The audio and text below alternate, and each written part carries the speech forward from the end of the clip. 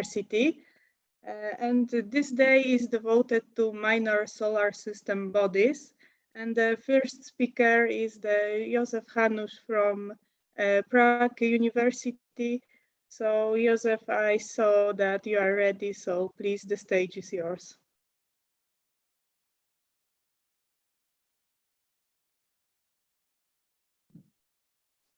Okay, I'll try to find the presentation.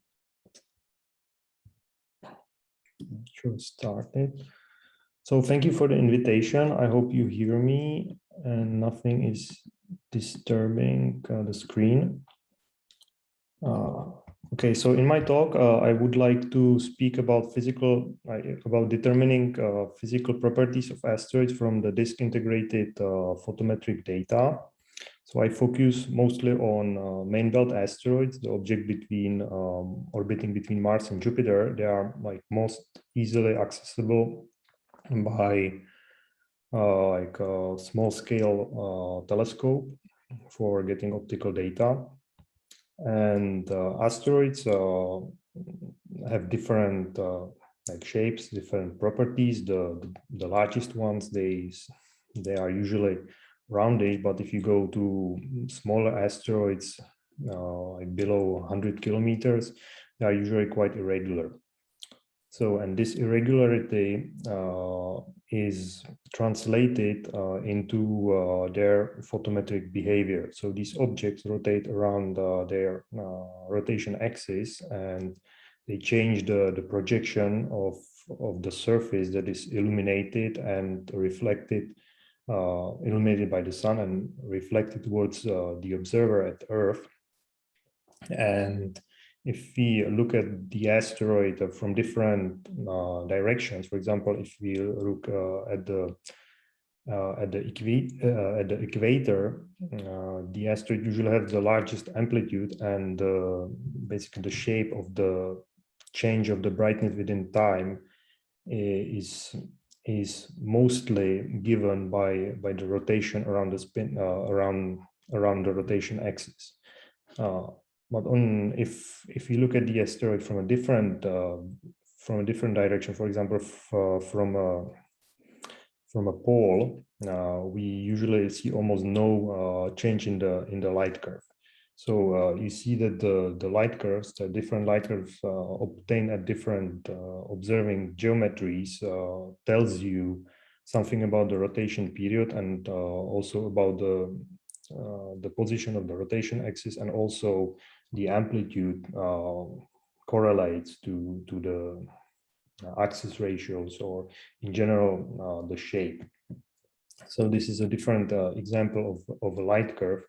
This is like a composite light curve for an asteroid 65 Cybele obtained between April and August, and you see that the fit does not fit very well. So this is basically due to the changes of the light curve within time, because the geometry of the observation is changing. So basically the position of the asteroid with respect to the Earth and to the Sun is changing slowly, and so does the light curve, because the asteroid is changing the projection of its shape.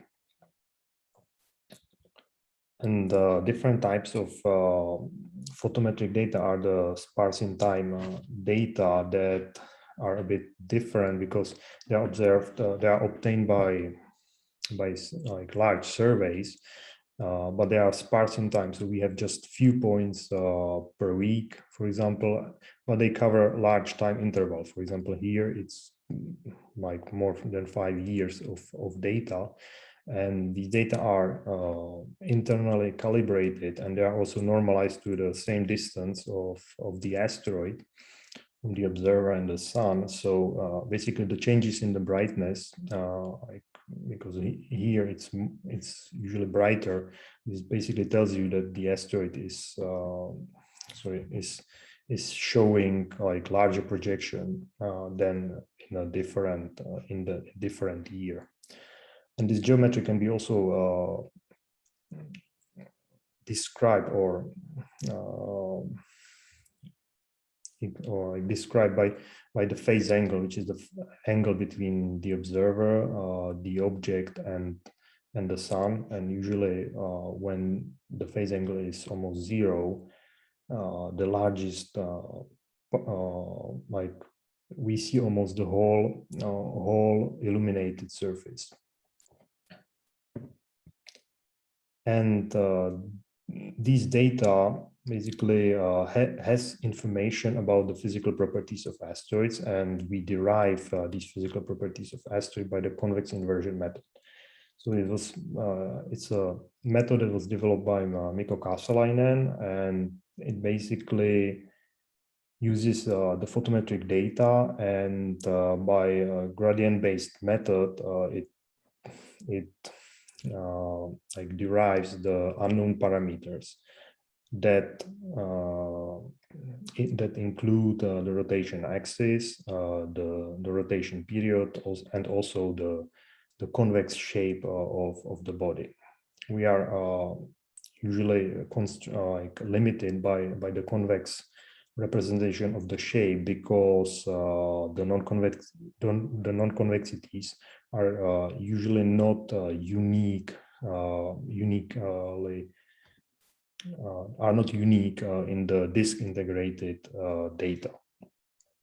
And there is no information about the size also, because we do not like basically the size is coupling with albedo.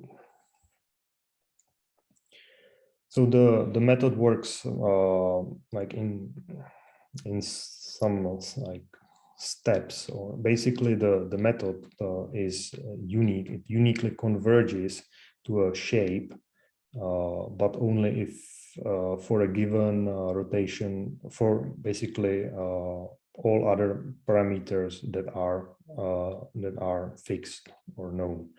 So if you do not know the other parameters, you need like your parameter space is full of local minima, and you have to scan basically all the reasonable or the expected values of the rotation period, the spin axis direction, and find basically the global minimum in this like huge space of local minima. So which is illustrated by these dots. Basically, we have the rotation period and the RMS of the fit, and each point basically one local minimum for a given initial values of the rotation period, spin axis direction, and convert, and this converges to a shape. So basically, we also need to have a large set of optical data to uniquely derive these properties, and this was already done for a few thousands of asteroids. But if we want to go from like this convex to something more complex, we need different types of data. This includes, for example, disk resolved images, or the so-called adaptive optics images. We obtained such data for about 40 asteroids within the observing campaign on VLT telescope. This campaign was led by Pierre Vernazza from Marseille.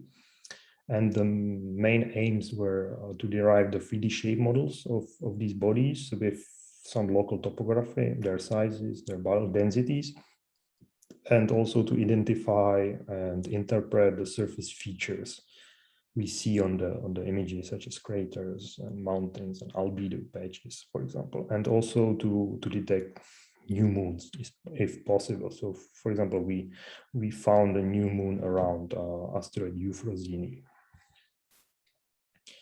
This image shows basically all the targets we imaged, including the largest ones, such as Ceres, Vesta, Pallas, and they all these largest ones, they seems to be rather rounded. But if you go to smaller asteroid, they are quite irregular with some extreme cases, such as Cleopatra, for example.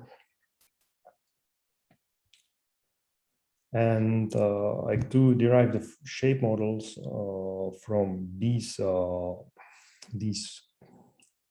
different types of data, basically use a full inversion approach.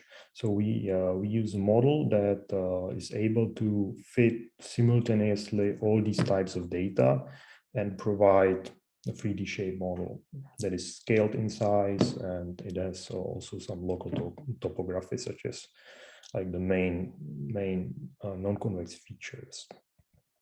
We use the Adam algorithm developed by Matej Winkowski, and basically this model was developed for this purpose to like invert AO data, lightcurve data, radar data, and derive the non-convex shape model. However, there is one requirement that Adam needs. It basically needs to have a good guess of the rotation state. And so without that, the method can easily converge to a wrong solution. So basically, we need the convex solution. And this was not the case for all of the targets we imaged. So during the campaign, we ran a photometric campaign to observe photometric data for some targets such as Interamnia, Bamberga, or Hygeia. And it was necessary basically to obtain the data and derive the convex models. And this allowed us basically to continue with the non-convex solutions.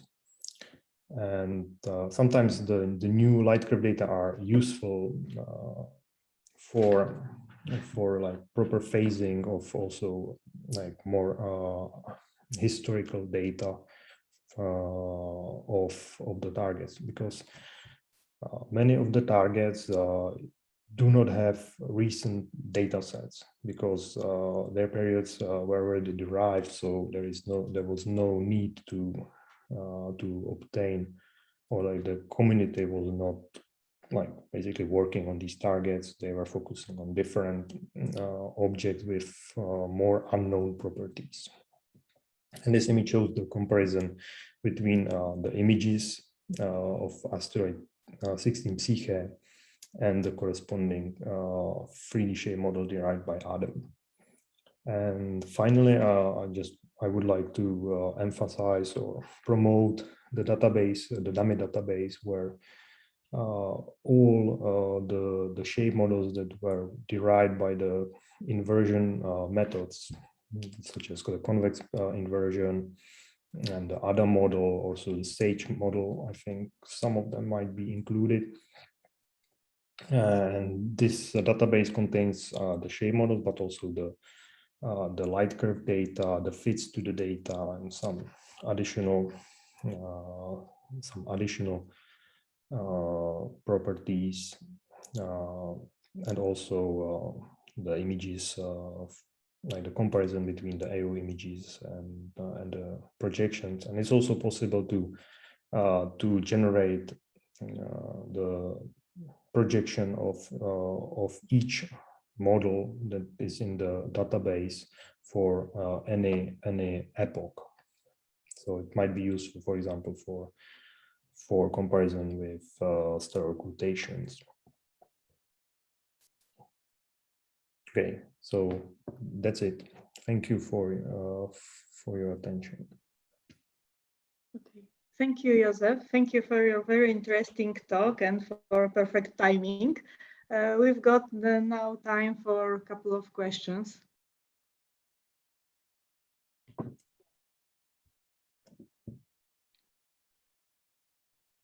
Are there any questions? I can't. Yeah, Grażyna? I would like to ask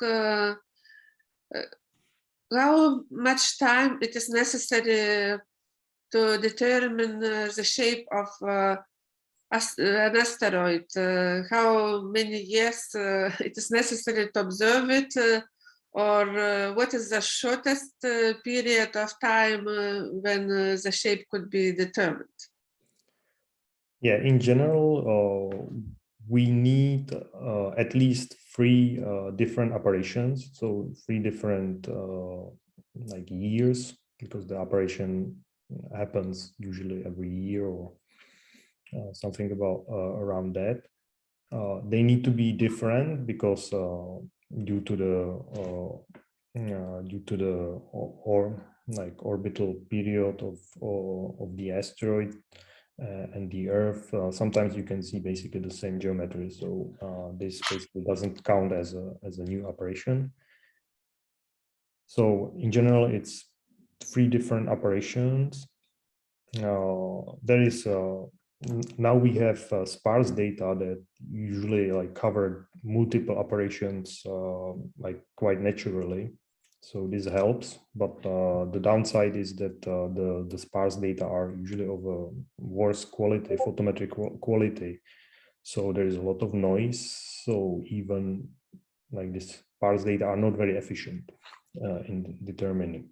And I think for the close, if you have a close approach of close flyby of an asteroid, where the change of the geometry is quite large, then like 1 operation data are sufficient. I think like the preliminary model of Ganymede, near of the asteroid Ganymede, was obtained only from 1 operation data.